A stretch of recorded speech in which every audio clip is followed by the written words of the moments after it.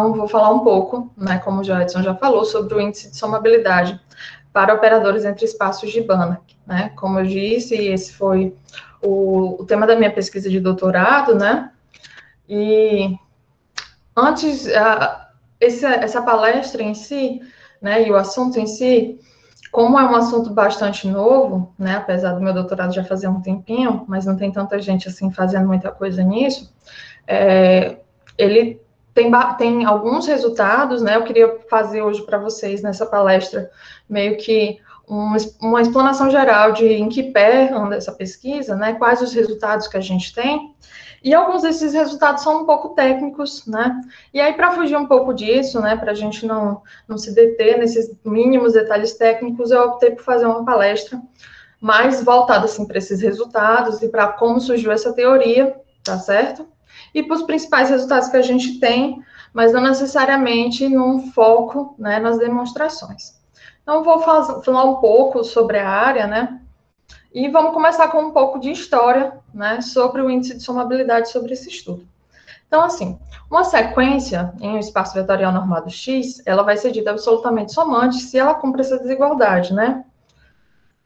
Ou seja, se essa norma aqui, né, o somatório das normas de Xn em módulo, ele for finito, tá? Nesse caso, a gente diz que a série correspondente é absolutamente convergente.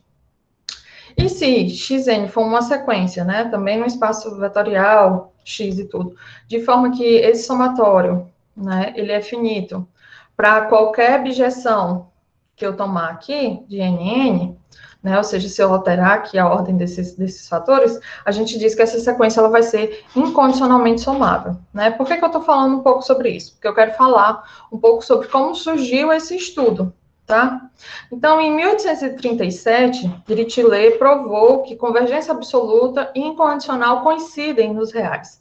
Né? Esse é o pontapé inicial de tudo que se tornou, né, de tudo que veio depois nesse estudo de operadores somantes, né?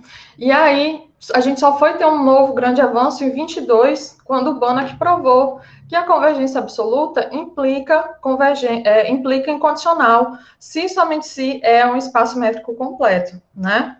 Então, em 22, o Banach provou isso na sua tese, e ele continuou interessado nesse tipo de problema. É tanto que posteriormente, ele incluiu esse tópico numa roda de discussões matemáticas que ele e outros matemáticos tinham no Scotch Café, né, que era um bar da época.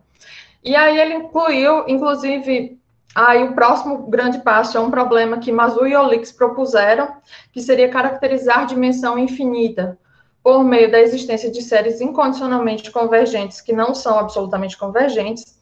Esse problema, ele está no livro The Scotch Book, que foi um livro produzido depois, né, posteriormente, com esses problemas que eram discutidos nessa roda, certo? Ele é o problema 122 desse livro.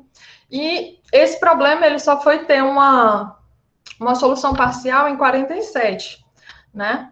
Que ele foi discutido inicialmente em cerca de 32, né? Mais ou menos em 32.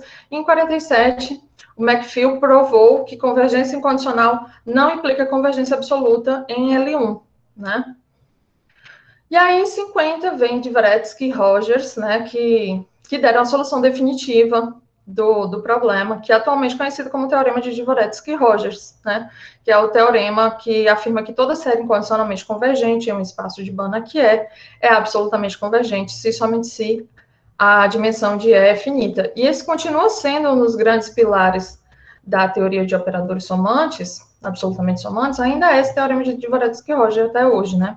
Então, um operador linear entre espaços de Banach, ele vai ser dito absolutamente somante, né, se ele leva sequências incondicionalmente somáveis em sequências absolutamente somáveis. Depois que houve esse início da teoria, né, na verdade, quem consolidou essa teoria foi o Grothendieck, em 53, quando ele trabalhava no Brasil. Ele publicou, né, esse trabalho, certo? E o principal resultado da teoria de operadores absolutamente somantes continua sendo até hoje o teorema de Grothendieck, que estabelece que todo operador linear de L1 e L2, ele vai ser absolutamente somante, né? Então, o Grothendieck consolida essa teoria em 53, ele continuou trabalhando nisso, em 55 ele chegou a dar uma outra demonstração para o teorema de Dvoretzky-Rogers, né? Mas ele trabalhava muito com tensores, né? E aí, em 67, o Pitt define os operadores absolutamente pessomantes pela primeira vez, certo? Que a gente deu a definição aí. Então, você considera um P entre maior ou igual que 1, menor que infinito, né? E um operador de x em y entre espaços de Banach. Nós dizemos que U vai ser P somante se existe uma constante C, tal que para todo N e qualquer escolha aqui dos vetores em x, essa desigualdade vale, certo? E aí o Pitt dá essa primeira definição. Mitchell e Petilsky expandem a noção para operadores PQ somantes, né? Onde a gente vai alterar aqui essa norma fraca por quê, né?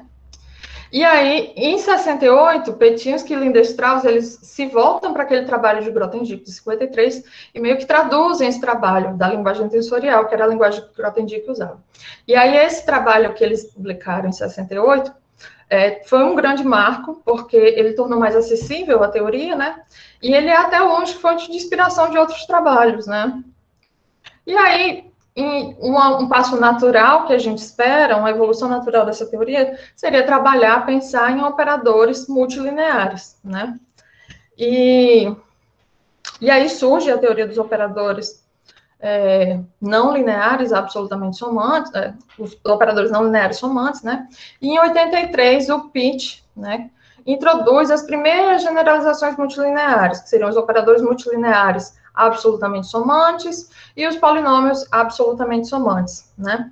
E outras generalizações vieram depois disso.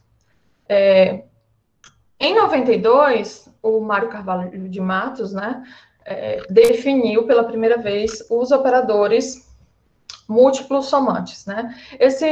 O trabalho que ele define esses operadores, ele não é publicado em 92, né? Ele só foi ser publicado em 2003. E por coincidência, em 2003, Bombal, Pérez Garcia e Villanueva publicam de forma independente também um outro trabalho que também traz esses operadores múltiplos somantes e traz algumas propriedades desses operadores. Os operadores múltiplos somantes, eles são tidos como uma das melhores generalizações até hoje, porque ele combina fatores importantes, né? Eles não trazem as provas, as generalizações as provas das propriedades dos resultados, elas são não triviais, né? Então, assim, ele traz propriedades interessantes e importantes, e ele virou, em certo sentido, o nosso campo de estudo, né? Então, se eu tenho P e Q maiores ou iguais que 1, menor que infinito, e eu tenho aqui E1, EM e F espaços de Banach, uma aplicação T, pertencente aqui às operações M-lineares contínuas, né? Desse espaço, ela vai ser múltiplo PQ somante se existe um C tal que essa desigualdade acontece para todo N, para todo vetor aqui, todo conjunto de vetores aqui escolhidos no EI, né? Então, assim, essa é a generalização, uma das generalizações mais interessantes até hoje. A gente denota por esse π, né, esse espaço aqui, ele vai ser o conjunto formado por esses operadores múltiplo PQ somantes, tá? E esse conjunto, ele tem excelentes propriedades, que foram provadas nesses trabalhos aqui, né? Por exemplo, ele vai ser um ideal, tá? Como eu estava falando, né? Esse espaço aqui, né, que é o espaço formado pelos operadores múltiplo PQ somantes, ele é um subespaço vetorial daqui, e ele vai ser como já se falou, um multi-ideal, né? Então, ele tem essa propriedade, vai ter a propriedade ideal de absorção, cada componente dele também vai ser completo com essa norma aqui de Banach, ele vai ser um ideal de Banach, tá? Inclusive injetivo, né? Então, assim, ele tem ótimas propriedades. E aí, no entanto, a gente sabe, né, que na maioria dos casos, esse conjunto, ele vai estar estritamente contido nesse conjunto, né? Então, ou seja, nem todo operador aqui, M linear contínuo, ele vai ser múltiplo somante, né? Múltiplo PQ somante. Então, como ele está contido estritamente, a gente se perguntou, será que não existe uma outra constante? Lembrem, a minha constante aqui, ela não depende de ninguém, né? Ela é uma constante. Será que não existe uma constante onde eu posso incluir aqui uma dependência de n, né? Satisfazendo essa equação para todo operador aqui dentro desse espaço, né? E essa pergunta, ela dá o pontapé inicial dessa nova teoria, né? Por quê? Porque a gente mostra que existe uma constante, tá? Essa constante, ela tem uma cara bem definida, vamos dizer assim. Essa constante, ela vai ser um C vezes o n elevado a um certo S, tá? E, principalmente, a gente percebeu que, usando isso, a gente conseguiria, em certo sentido, ter uma medida, né, de quão distante um operador estaria de ser múltiplo PQ somante. Consequentemente, uma medida de quão distante esse conjunto vai estar desse conjunto, né? E aí onde surge essa definição, tá, de operador, de índice de somabilidade. Então, o M-índice multilinear de somabilidade, né, de PQ somabilidade do par de espaços de Banach, e aí a gente vai considerar que o par cartesiano, né, e o F, vai ser definido como sendo o ínfimo dos S. Esse S aqui, ele vai estar dependendo, né, do P, do Q e do M, tá? Então, vai ser o mínimo desses S, dos S, tal que para todo operador aqui, M linear contínuo, existe uma constante C, que não depende de N, satisfazendo essa desigualdade, onde agora a minha desigualdade vai incluir esse N elevado a S. Tá? Então, a gente não só mostra que esse índice existe, ou seja, existe um valor mínimo aqui para S, que vai tornar todo operador aqui, né, um M linear contínuo vai tornar ele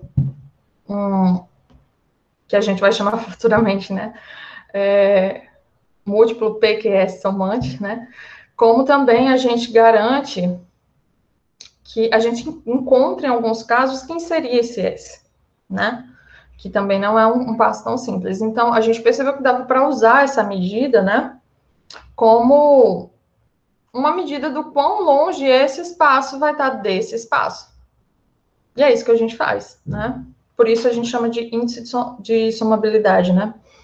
E aí a mesma definição, ela pode ser refeita, reescrita, aplicada para polinômios, né? E a gente chama o M-índice polinomial de PQ somabilidade do par de espaços de Banach, F, definido dessa forma, como o ínfimo dos S, tal que para todo polinômio aqui existe uma constante C, que não vai depender de N, né? Tal que isso aqui, essa desigualdade acontece. Certo? Então, gente, de posse dessas duas definições, né, que a gente elaborou, o objetivo agora é mostrar que realmente isso existe, né, esse S vai existir e vai ser possível calcular esse S, independente aqui do par de espaços, né, que eu estou escolhendo. E aí, a existência desse índice, ela vai ser provada por essa proposição, tá? A proposição, ela vai afirmar o seguinte, que a gente... esse índice, né, se você tem P, vejam que aqui eu extrapolo a noção anterior, né, porque quando a gente estava falando de múltiplo somante, a gente começa do 1. A gente extrapola porque esse espaço, ele é um espaço que a gente vai ver posteriormente que ele é maior do que o espaço dos múltiplos somantes, né. Então, a gente extrapola aqui, agora a gente tem P, né, de 0 até infinito, tem aqui os meus espaços de Banach, então a gente consegue provar que esse índice aqui, no PP, né, vai ser majorado por esses valores, né? Então vai ser sempre menor ou igual que esses valores. Isso não é tão claro de se ver, né, porque vamos olhar novamente aqui a minha desigualdade, quando você olha para essa desigualdade, não é tão fácil imaginar que vai existir, né, esse S, que isso acontece. Por quê? Porque você imagina que à medida que eu vario aqui esses vetores, no meu espaço, isso aqui podia estar estourando, né? Podia estar indo para infinito. Então, a gente prova que, na verdade, não. O S, esse valor de S, ele é sempre majorado por esses valores aqui, tá? E se vocês estiverem se perguntando o que é que acontece quando já que o meu índice lá é PQ e aqui eu estou usando P, mas é possível usar esse índice, né, para majorar o outro também, tá? Então, esse índice mostra essa desigualdade, né, esses limites aí superiores mostram que realmente esse S vai sempre existir, tá? E aí uma pergunta que a gente pode se fazer, né, que é natural de se fazer, será que essa estimativa é boa? Será que ela pode ser melhorada? Porque a gente faz uma estimativa, né? Para chegar nessa estimativa, a gente usou bastante algumas estimativas que existem, né, na teoria aí sobre a norma da identidade, a norma absolutamente somante da identidade de alguns espaços de dimensão finita. Então, a gente se baseou fortemente nisso. E a pergunta que fica é, será que a gente achou uma estimativa, mas será que ela está muito longe da realidade, né? E a gente conseguiu provar que, na verdade, ela não pode ser universalmente melhorada. Então, a gente não pode melhorar ela para qualquer espaço, né? Existem espaços que, de fato, ela é esse valor. E a gente mostra isso encontrando, né, operadores, exemplos de operadores que eles vão bater aqui essa medida, tá? Por exemplo, né, o índice de somabilidade, tá? O índice de somabilidade aqui, 2,2 de L2C0, vai ser M sobre 2, exatamente, tá? Então, não dá para melhorar universalmente essa estimativa, né? O que é interessante, né? Porque então, é um indicativo de que não está tão grande assim, né? Não está tão fora da realidade.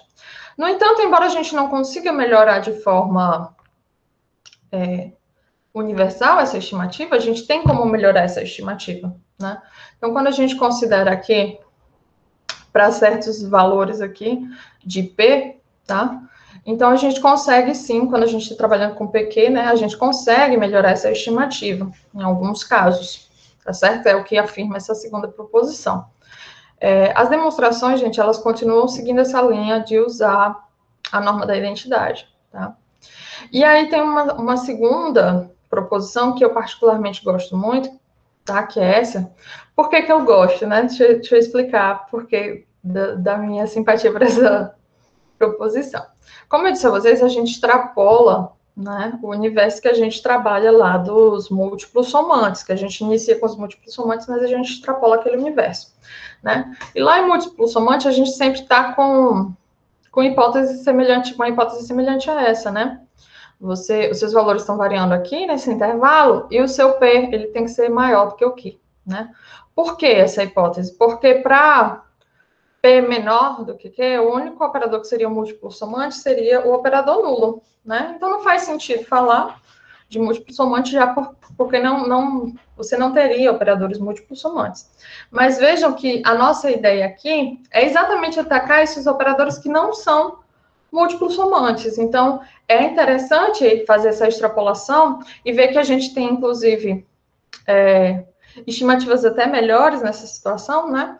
Porque é exatamente nesse ponto aqui, com essas hipóteses, onde a gente tem um maior número, né, de operadores que realmente eles não seriam múltiplos somantes e que agora a gente encontra um S tal que todo operador multilinear lá ele iria obedecer àquela nova desigualdade que a gente propôs, né? Então eu gosto bastante dessa proposição, né? E a gente continua aqui com algumas proposições que trabalham com essa estimativa superior desse índice. Agora eu estou falando do índice polinomial, né? Mais uma vez, aquele resultado inicial ele resolve porque a gente consegue estipular o polinomial a partir do multilinear, mas a gente consegue enxergar aqui, por essa nova proposição, que o polinomial, na verdade, ele é melhor, né? Ele consegue estimativas melhores quando o índice é polinomial, tá? E aí, essas estimativas superiores para o índice, né? como eu disse, elas se baseiam fortemente naquela noção de que em espaços de dimensão finita, você tem a identidade absolutamente somante, e aí você vai ter uma estimativa para aquele valor da norma da identidade, tá? E quando você pensa, né, nesse índice como um jeito de medir o quão perto aquele espaço, o quão perto aquele operador está de ser múltiplo somante, quando a gente pensa nessa noção, a gente deseja ter o índice calculado de forma exata, né? Então, assim, esses resultados que nos dão estimativas superiores são muito interessantes, vão garantir que o índice vai existir, mas para ter o índice de forma exata, seria interessante que a gente também tivesse estimativas inferiores, né? E aí, as estimativas inferiores, elas requerem um pouco mais de cuidado, vamos dizer assim, né? Então, assim, tem dois grandes teoremas, né, que a gente conseguiu que versam sobre essas estimativas inferiores para o índice de sonabilidade, né? Mais uma vez, né? Torna a dizer, eles são um pouco técnicos, eu vou falar um pouco sobre eles, né? Vou tentar ilustrar da melhor forma possível, mas eles vão ser teoremas de extrema importância quando a gente vai calcular o índice de maneira exata de alguns pares de espaços, né? Então, você considera RF espaços de Banach, de dimensão infinita, e o F com cotipo R. A partir daí, a gente tem aqui 4 itens, onde cada um desses itens vai me dar uma estimativa inferior para o índice polinomial, tá? Em uma região específica do espaço que a gente está trabalhando, certo? Como é que foi feito? Como é que a gente trabalhou essa demonstração, né? A gente precisou de uma desigualdade bem específica, a gente chegou a uma desigualdade bem específica, né, que funcionava para a gente fez isso com base nas ideias de um artigo de Botelho, Pellegrino e Rueda, né, que é um artigo onde eles mostram que com essas mesmas hipóteses aqui, certo? A identidade no espaço E, ela vai ser PQ, P menos Q, R somante, né?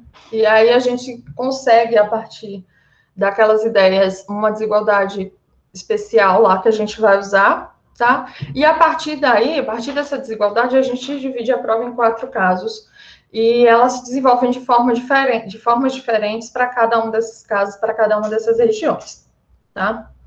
E aí tem uma curiosidade interessante sobre esse teorema, que eu quero mostrar para vocês, que eu vou tentar ilustrar aqui para vocês, que é o seguinte, esse teorema, o item A, ele versa sobre essa região, tá? Você tem aqui o P variando aqui, desculpa, o Q variando aqui, né, e o P variando aqui. O item B sobre essa região, o item C sobre essa região e o item D sobre essa região. Por que que ele tem uma curiosidade interessante, como eu disse? Essa região aqui que está em branco, em teoria, em tese, com a desigualdade que a gente tem inicialmente, é possível solucionar e encontrar uma estimativa para ela, né? Com a desigualdade que a gente começa, o teorema. E, no entanto, a gente não conseguiu desenvolver a partir desse momento, a partir da desigualdade, né? E aí, esse é o primeiro problema que eu trago para vocês, né? Que é um problema que ficou em aberto da pesquisa, que é o que acontece nesse intervalo, né? Eu sempre tive uma suspeita, né? Joyson sabe que esse item dele se estenderia nesse intervalo, mas a gente não conseguiu, né? Mostrar isso ainda, né? Então, esse seria um primeiro processo. Um primeiro problema. O que é que vai acontecer com esse intervalo, né? Uma outra coisa interessante sobre esse resultado é que, se você olha para o resultado, né? Vamos voltar aqui para o resultado. Como eu disse, bastante técnico, né? Em um certo sentido. E as estimativas que a gente obtém, elas parecem muito diferentes, né? Dá para perceber que elas parecem expressões muito diferentes, né? Então, assim, a gente ficou bastante preocupado quando esse teorema saiu, porque, poxa, a gente tem estimativas em regiões fronteiriças aqui, né? Você vê que o item A, o item B, C, D, são regiões fronteiriças, né? Todos eles estão ali próximos uns dos outros, e seriam estimativas muito diferentes, né? Então, será que teria algum problema? A gente estaria usando alguma coisa muito grosseira para fazer aquela estimativa, né?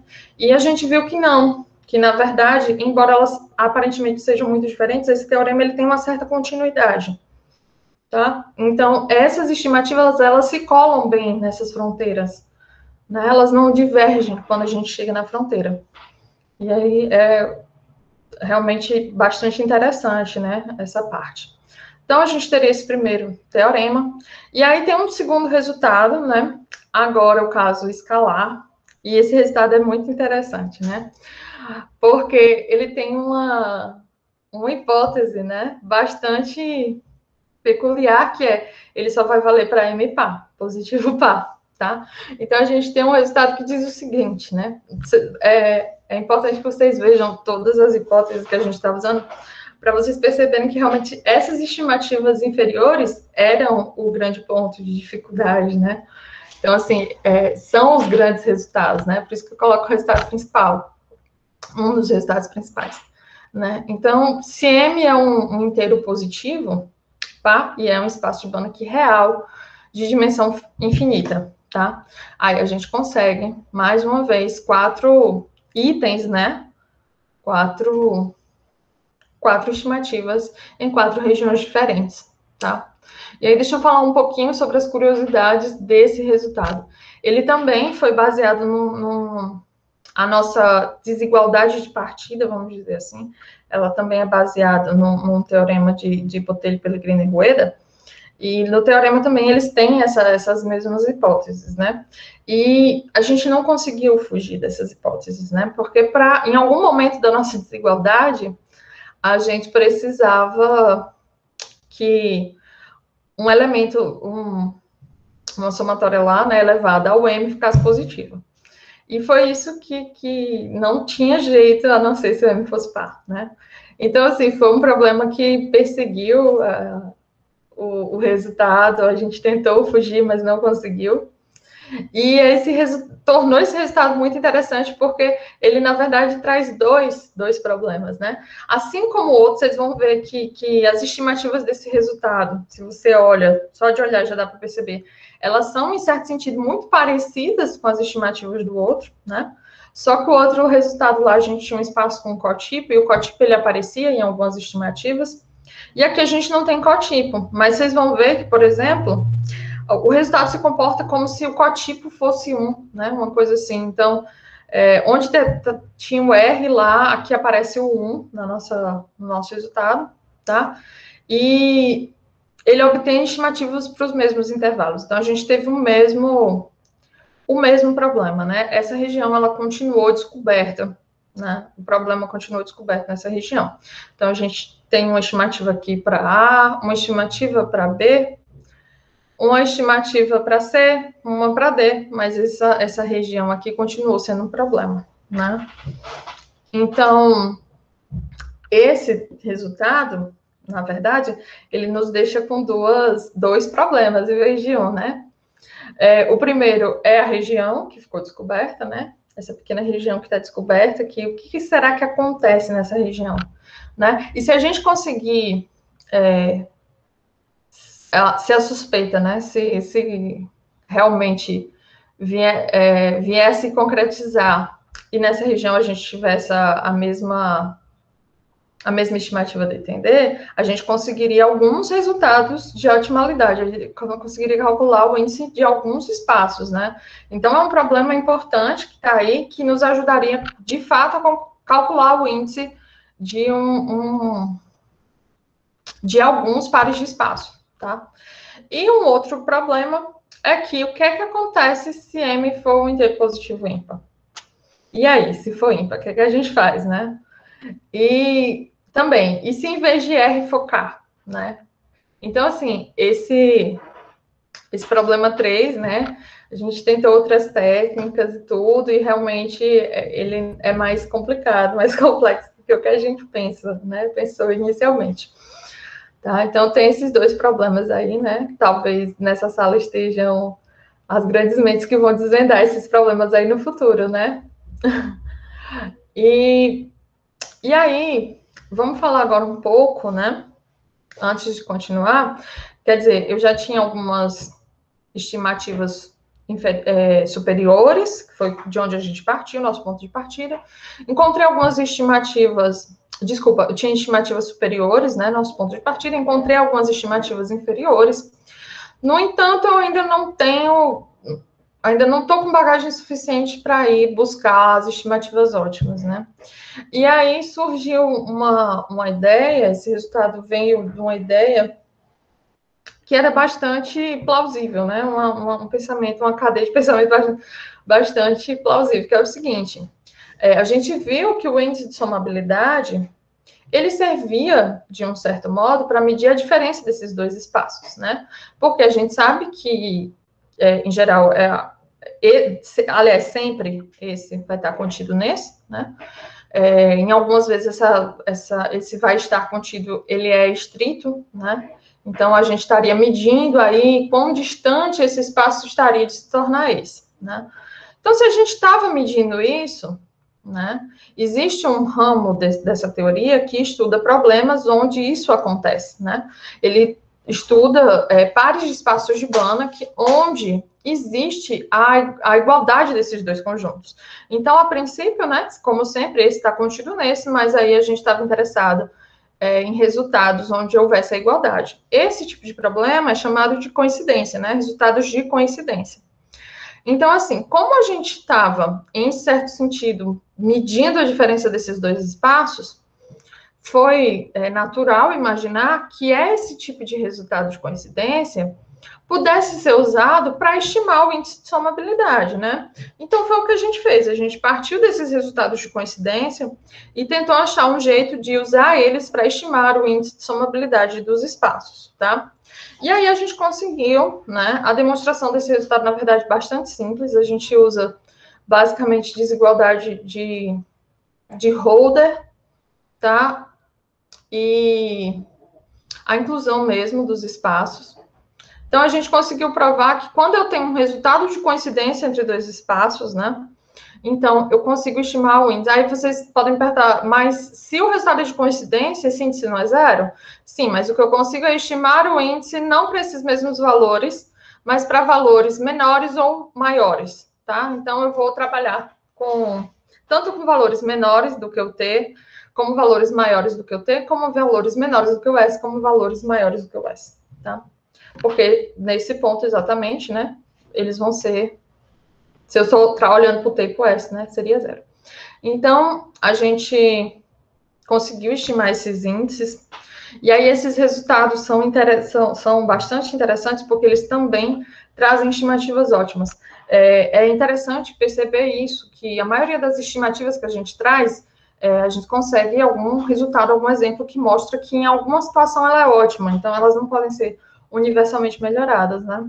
Então, o resultado foi esse, né? Inclusive, nesse intervalo aqui, né, a gente consegue mostrar que o índice de somabilidade vai ser zero, ou seja, a coincidência permanece, né? Não foi.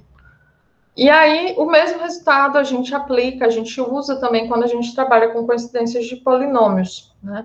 Então, assim, e é interessante quando a gente trabalha com polinômios, né? Porque as nossas estimativas lá todas estão dependendo fortemente de M, e aqui elas dão uma leve afrouxada em algum sentido, né? E aí, finalmente, a gente pode falar de estimativas ótimas, né? A gente tem bastante resultados sobre estimativas superiores, inferiores, e a partir daí a gente consegue trabalhar com estimativas ótimas, certo? Então, assim, o primeiro resultado de estimativas ótimas que a gente tem, né, de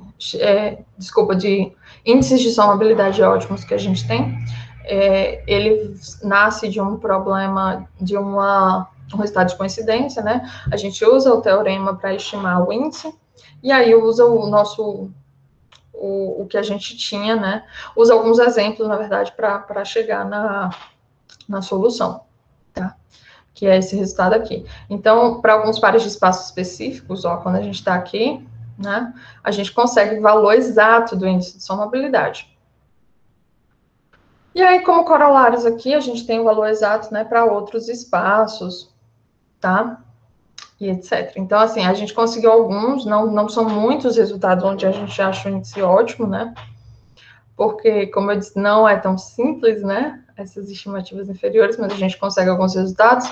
Como eles são bastante técnicos, né? Eu vou falar um pouco sobre a próxima parte do trabalho que eu acho muito interessante, né? Muito, de fato, muito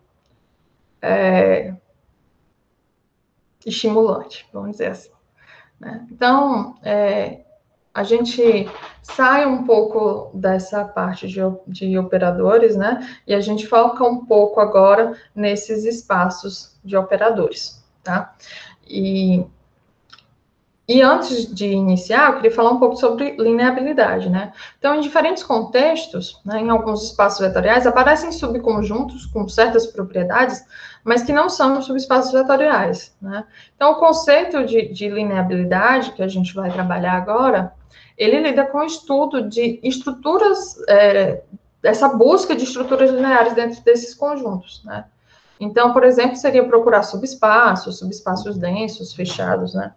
Dentro desses subconjuntos. Esse estudo de lineabilidade, ele começa, essa teoria, ela tem início com os trabalhos do Gurari, né, em 67.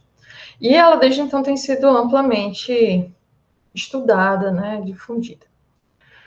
E antes de voltar a falar de lineabilidade, eu vou falar um pouco sobre uma segunda vertente do que a gente começou falando. Então, a gente falou do índice como um jeito, né, até agora, como um jeito de medir quão perto aquele operador estava de ser múltiplo somante, né? Ou então, em outras palavras, quão perto aqueles dois espaços estavam, né? O espaço dos operadores múltiplos somantes e o espaço dos operadores lineares contínuos. Então, a gente usa o índice para isso. E aí a gente se perguntou o seguinte, lá eu já comentei, já falei, quando a gente está com o espaço dos operadores multilineares, né, ele vai ser um ideal, ele tem excelentes propriedades, e a gente pensou, será que a gente consegue criar, né, um espaço de operadores que tem boas propriedades, usando a noção e a ideia de índice, né? Então, a gente definiu da seguinte forma, né, a gente tomou P e Q aqui nesse intervalo, e escolhendo um S maior ou igual que zero, tá? Um S que seria, né, a princípio fixo. E os meus espaços aqui, mais uma vez de Banach, então, uma aplicação T, M linear contínua, ela vai ser dita múltiplo PQS somante, se existe um Z, tal que essa desigualdade aqui é satisfeita, tá? Para todo N e para todo XK. Vejam que essa desigualdade aqui é a mesma desigualdade que a gente usou para definir o índice de somabilidade. Então, esse S aqui, ele não necessariamente é o índice de somabilidade, ele é um S fixo, tá? Ok? E a gente vai chamar esse conjunto, a princípio, né? Vamos chamar de conjunto de operadores. A gente vai denotar assim, muito parecido com o múltiplo somante, tá? E a gente vai ver o seguinte, primeiro grande ponto sobre esse conjunto de operadores, é que esse conjunto de operadores, ele vai estar dentro dessa cadeia de inclusões. Isso é de extrema importância para a gente nesse momento. Então, vejam, ele vai ser, né, ele vai estar contido aqui nas M lineares contínuas, e além disso, né, ele vai conter as múltiplo PQ somantes, as operações múltiplo PQ somantes. Estou usando aqui como múltiplos índices, tá? Mas vai ser a mesma coisa. Então, ele vai estar, né, dentro dessa cadeia de inclusão. Por que ele vai conter, né? Porque como esse S aqui ele é maior ou igual que zero, o que é que vai acontecer? Se o S ele é zero, tá? Então, esses dois espaços aqui, eles coincidem. Ok? Vai ser zero, vai ser 1. Esses dois espaços vão coincidir. Se ele for maior, que você vai ter a inclusão, né? e essa inclusão aqui, ela vem direto da maneira como a gente definiu esse espaço. E, além disso, se eu escolher um S grande, ou seja, por exemplo, maior ou igual ao índice de somabilidade, lembrem, o índice de somabilidade é o menor S que pega todo multilinear e faz obedecer essa desigualdade, né? Todo multilinear contínuo e faz ele obedecer essa igualdade. Então, se eu pego aqui um S maior ou igual que o índice de somabilidade, então esses dois espaços coincidem, tá? Então, assim, dependendo desse valor de S, que eu consigo fazer ele variar, né? Dependendo desse valor de S, ele tanto pode ser igual a esse menor espaço, como ele pode ser igual ao maior espaço, né?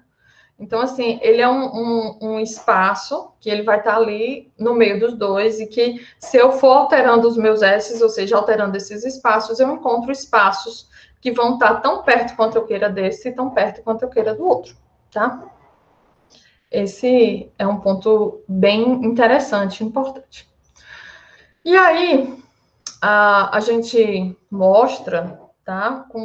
Na verdade, não é difícil mostrar que, se eu olho para o ínfimo dos Cs, tá, gente? Sem considerar o N, então, o menor dos Cs que verifica essa desigualdade, ela define uma norma para esse espaço, que a gente definiu aqui. E eu vou denotar desse jeito, tá? A norma. E ainda essa norma, ela vai obedecer essa desigualdade aqui de normas, né? E faz sentido pela cadeia de inclusões que a gente tem. E esse espaço novo, né, ele também vai ser um ideal de Banach injetivo, né? Então, isso é bem interessante. Ele também é um espaço que tem propriedades tão boas quanto esse espaço. Na verdade, as propriedades deles são quase que um corolário, né, vamos dizer assim, das propriedades desse espaço, né? A gente consegue provar usando tudo que a gente viu das propriedades desse espaço e dessa inclusão, tá? Então, ele vai ser também um subespaço daqui com excelentes propriedades, assim como esse outro, né? E aí, a gente finalmente pode voltar, né, a falar de lineabilidade, né? Já defini o meu espaço, já disse para vocês que ele tem excelentes, né, propriedades, então a gente volta a falar de lineabilidade. Então, definição, né? Seja X um espaço vetorial topológico e M um subconjunto de X. E μ o número cardinal. A gente diz que M vai ser milineável se M, união com zero, contém um espaço vetorial de dimensão μ. Tá? É o que a gente vai usar nesse momento.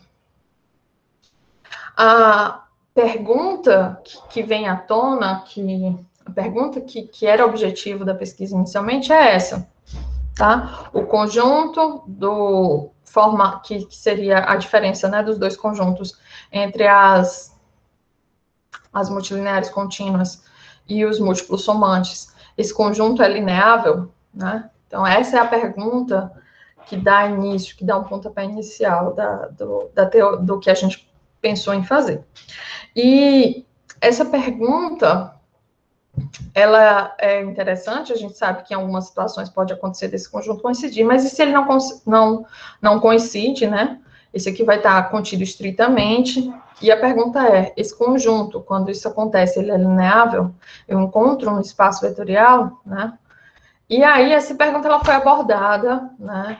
No caso linear, aqui num artigo com Botelho, Diniz e Pellegrino, e no caso multilinear, por um artigo de Araújo e Pellegrino, né? Em ambos os trabalhos, a gente tem respostas parciais do problema, né? E o que é que a gente pensou? E se a gente mudasse o problema, né? E aí, a gente mudou o problema. O problema agora é o seguinte, o que é que acontece nesse novo conjunto? Agora eu tenho os múltiplos PQS somantes e os múltiplos somantes. Por que mudar, né, o problema?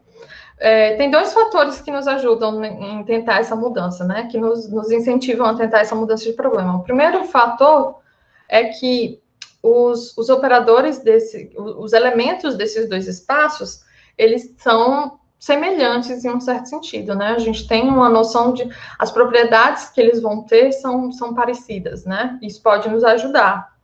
E um segundo ponto é que resolver esse problema implica resolver esse problema, né?